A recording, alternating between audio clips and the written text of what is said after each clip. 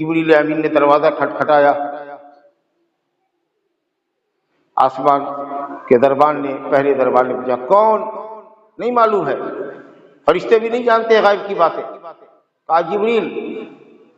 कहा आपके साथ कौन है? लगता है एक आदमी और है, बातचीत कर रहे थे। कहा मोहम्मद सल्लल्लाहु अलैहि वसल्लम। कहा क्या उनको बुलाया गया है? कहा हाँ बुलाया गया, यही तो आया है।